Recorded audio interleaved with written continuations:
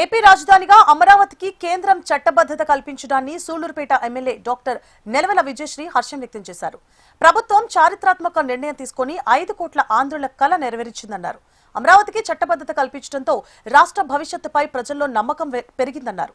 రాజధాని వల్ల అంతర్జాతీయ స్థాయి పెట్టుబడులు వస్తాయని, దీంతో రాష్ట్రం వేగంగా అభివృద్ధి చెందుతుందని ఆమె ధీమా వ్యక్తం చేశారు.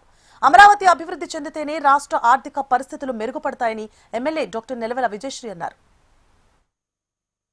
అమరావతిని మనం రాజధానిగా చెప్పుకునేలాగా గర్వంగా చేసుకునేలాగా ఈ రోజు చంద్రబాబు నాయుడు గారు చేయడం జరిగింది. మనందరికీ తెలుసు 2014లో మనకు రాష్ట్ర విభజన జరిగినప్పుడు ఆంధ్ర రాష్ట్ర ప్రజలు ఎన్నో ఇబ్బందులు పడ్డారు. తర్వాత అమరావతిని డిక్లేర్ చేసిన తర్వాత రైతుల దగ్గర నుంచి 33,000 ఎకరాలు మనము రైతుల దగ్గర నుంచి తీసుకున్న తర్వాత రాజధానికి యాక్సెప్ట్ చేసి గత ప్రభుత్వ నాయకులు మళ్లీ అధికారంలోకి వచ్చిన తర్వాత 3 రాజధానులని మొదలుపెట్టి 3 ముక్కలాట ఆడిన విషయం మనకు తెలుసు. 5 సంవత్సరాలుగా రాజధాని ఏదో డిక్లేర్ చేయకుండా అది 5 సంవత్సరాలు కూడా పొడిగిస్తూనే వచ్చారు. ఈ రోజు మళ్ళీ కూటమి ప్రభుత్వం ఏర్పడిన తర్వాత రాజధాని అమరావతి అని చెప్పిన తర్వాత వైసీపీ నాయకులు మళ్ళీ కూడా రాజధాని వేశ్యల రాజధాని అంటూ ఆడవాళ్ళని అవమానిస్తూ ప్రచారం చేసిన విషయం మనందరికీ కూడా తెలుసు. మళ్ళీ ఈ రోజు మనకు అది అసెంబ్లీలో పెట్టి మేమందరం కూడా ఆమోదం పొందినందుకు, ఆ సభలో నేను కూడా ఉన్నందుకు నాకు ఎంతో గర్వకారణంగా ఉంది. అలాగే ఈ రోజు లోక్సభలో అలాగే రాజ్యసభలో కూడా ఆమోదం పొందినందుకు 50 పార్టీల వరకు దీనికి ఆమోదం పెడితే వైసీపీ నాయకులు మాత్రం, ఆంధ్ర రాష్ట్ర ప్రజల చేత